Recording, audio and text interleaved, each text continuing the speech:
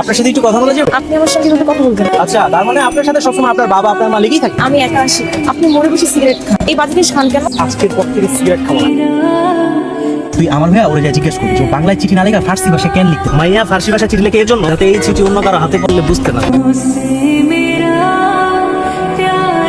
এই যে শুনতেছেন, ফার্স্ট এবার বই খাতা গুছাতে গিয়া এই যে এটা পাইছি। এই তসলিমা, এটা কি তুই বুঝছ না? কি মনে করছিস এটার ভাষা বুঝবো না দেখা আমরা কিছুই বুঝবো না?